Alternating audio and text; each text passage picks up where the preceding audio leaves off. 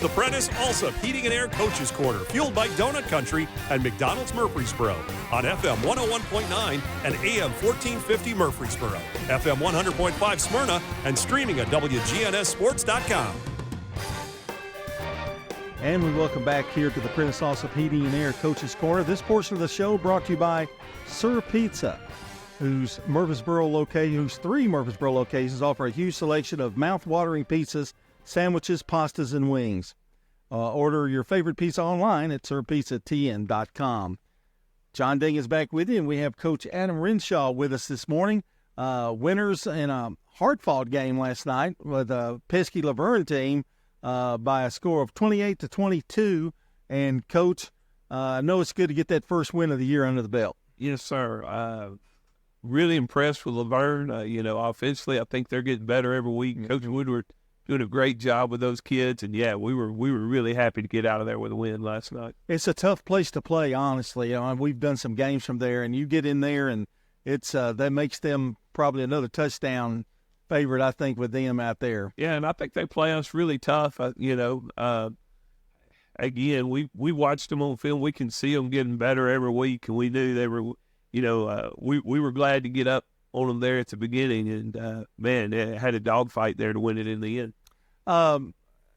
Tough night against Shelbyville defensively. That kid that ran, boy, he's a runner now. He's a bruiser. Yeah. What adjustments did you make? Because I think they run Laverne triple option, so there's a lot of different things going on there. Yeah, well, a lot of responsibility football right there, and Coach Woodward's doing a really good job with his scheme. They run midline and veer, and so, you'd like to say, hey, this kid's got the dive, this kid's got the pitch, but, when they change up their schemes a little bit, your kids have to be able to adjust. And so I thought we did a pretty good job of that last night. There was times in the ball game where we struggled a little bit on the midline, but, man, that last series, our defense came through in a big-time way. When you look at this game last night, Laverne, they've got some weapons now. There's no doubt about it. But you were able to kind of keep the lead the entire game. How important was that? Because, Laverne kept coming back, but you kept putting points on the board. Oh, well, the biggest play of the night, I think, was a punt. Mm-hmm. Initially there we drive the ball after the opening kickoff to their 30-yard line. And, I think a lot of times we go for it when we're in that area, but we've been working on the coffin corner kick. Our punter did a great job. A.B. Tapia, he went out there, pinned them on the 1-yard line right there. They couldn't get a first down, and then they mishandled their punt snap, and we got an easy touchdown. And so really that's the difference in the ball game, and punt team was huge last night. Isn't it funny, Coach, that special teams play such a big role in football? And a lot of times fans and to the naked eye, we're sitting there going, we look at the quarterback, we look at the running backs and the wide receivers, the fancy things, but it's really that doggone getting the dirt, special teams, and 100%. On the line. We tell our kids punt is the most important play in football. And, Coach Rick Mallory coaches our special teams, and he has done a fantastic job. And our kids are flying around with their hair on fire, and again, you look, we played well on special teams the previous week. It kept us in the ball. Uh-huh. This week, it probably won us the ball game. That's a really good thing to point out, that if your special teams can play like that, it gives time for your offense to catch up, defensively catch up. I mean, there's 100%. Yeah. 100%. And honestly, that's the place our football team is in right now. We know we're growing, and our goal offensively this week was to just get better. We knew we had some missed assignments and weren't firing on all cylinders last week, so we concentrated on just a few simple things, and it paid off for us last night offensively. I want to talk about a couple of those, and tell me if I'm pronouncing this right. Is it Albee or Albia? Albia. Albia. Yeah, I thought that was right. That's the way I said it last week, but I wasn't for sure. Braylon Albia, 15 carries, 124 yards, 2 touchdowns, which indicates to me that the blocking up front was much better, and you were a little more consistent on offense of running the football. Oh, 100%. 100%. And, we challenged Braylon this week to run like a big back. He's supposed to be our Thunder and the Thunder and Lightning kind of duo we got back there. And, man, he had some tremendous physical runs. And, he had a big night, and it was crucial to us winning the football game. 1-2 punch. Corey Jennifer had 104 yards rushing on 10 carries, which is not a lot of carries for a game. Yeah. But boy, he made them. That's 10 yards a carry just about. Yeah, 100%. Last night, basically the last regular play of the football game, we felt like we could pop a run outside and get it to him, and he could basically close the football game out.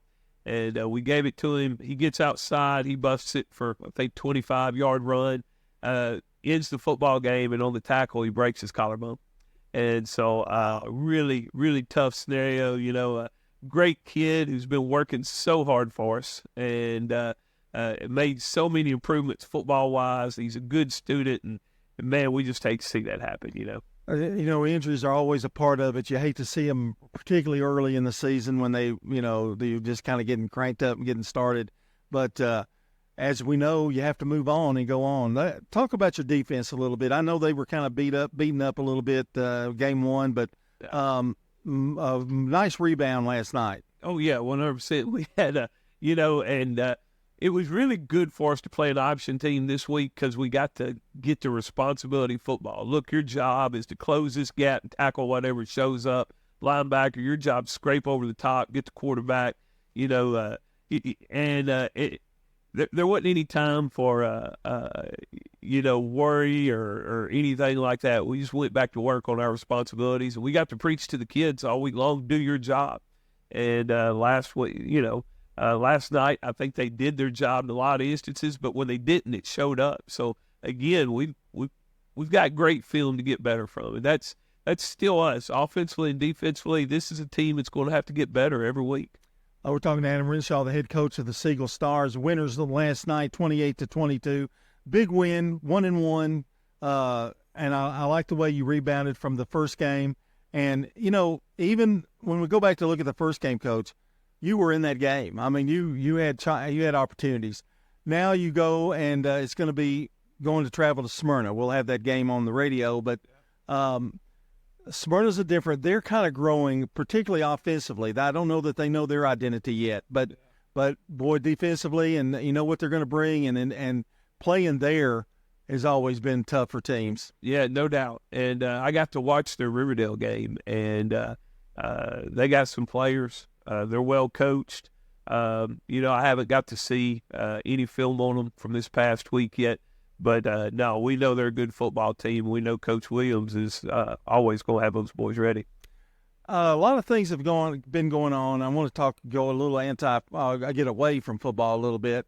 The stadium, the turf looks great. Crowds are up.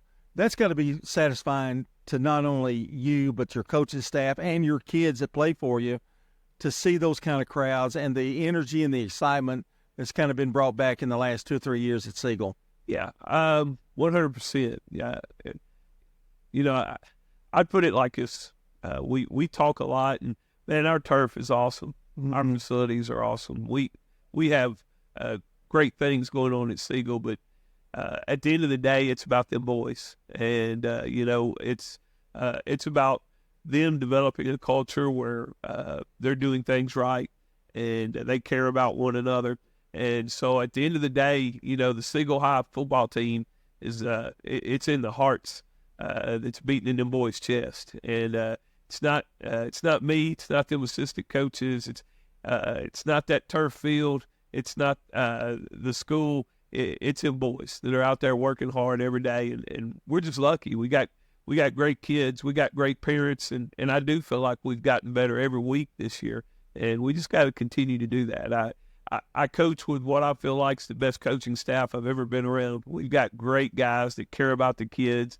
They challenge them, they love them, and like I said, I'm just lucky to be a part of all that. And you really throw yourself into it too. I mean, you do pep rallies, those kind of things. You're a very visible guy. And I know at one point attendance was down a little bit when you came there, and also the number of players you had playing.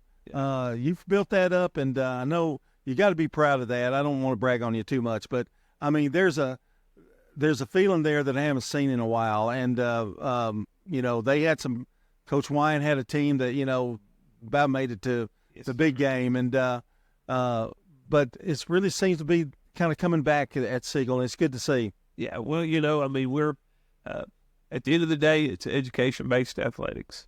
We're trying to develop them into quality men, and that's our mission statement. And so I would say, being a part of pep rallies and homecoming and all that kind of stuff, these kids they got a short window in their life to do this stuff, and it's a game, and so they need to have fun. Coaches, we also need to have fun, and so I think that's kind of the vision for our program, to make something that everybody wants to be a part of. And most coaches they don't dread homecoming week, but it is part of it. But saying I love it. Yeah, there you go. That's exactly what I thought you'd say. Siegel does homecoming really well, though. Tell me somebody, and final question here, but tell me somebody that has, from the beginning of spring training to now, that has shown more improvement in the last, particularly from the first game to this second game. I know this is kind of a cop-out. And I know there's more than one, so go ahead. But our offensive line, we challenged them this past week, and these 5 kids really came through for us last night.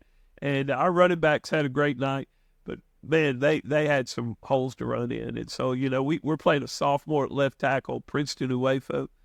We got, Bryson Vaughn at a left guard. We got a senior that's been playing for 3 years, Josh Miller at center. We got Caleb Payne at right guard, who had a great night from what I can tell. I still finished watching it. And Noah Wright, our right tackle. Those 5 kids, and they've still got a lot of work to do. But, they're the heroes of the football team in my mind right now. They did a great job. You get over 200 yards rushing. Anytime you can get 200 yards rushing or more, you've done a pretty good job on the offensive line. And really, that's, I think, something that they needed to improve from the first game, honestly. Yeah. 100%. They were disappointed. Yeah. Coach Turnbow was disappointed. That's not his standard. And then, man, they really did. They had it. They really did. We practiced at 6 a.m. all week last week. And so those offensive linemen were getting out of bed, angry, getting after one another. And so, yeah, it was a good week. Oh, 6 a.m. Wow. Coach, good luck against Smyrna next week. I know that's a big game for you guys. Still a non-district game, actually, but an important one regionally. So good luck in traveling to Smyrna. And they got a nice place to play, too. Oh, yeah. We're all getting nice places. And it really has. It seemed like kind of overnight, the last 3 years. There's clubhouses, there's turf.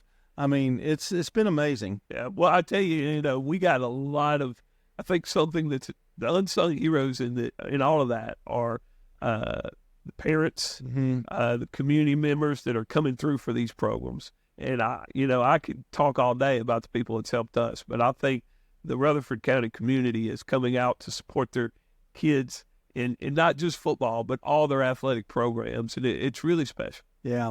And I would like to say a nice word for the bands. You've got a great band. There's a lot of great bands across the county. You've got one of them, and they show up. And a lot of people don't know what kind of work they put in, but they do. They put in a lot of work. Sometimes maybe be a 6 a.m. one. I don't know. Well, the one that's impressive is at 1 p.m. in August. In the middle of that black parking lot, and those kids working their tail off. Yeah.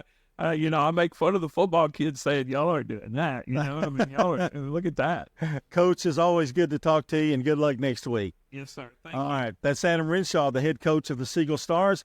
And this portion of the show is brought to you by Bowen's Body Shop from Dings and Dents. You know about Dings and Dents, don't you, Coach? Quite a bit. Yeah.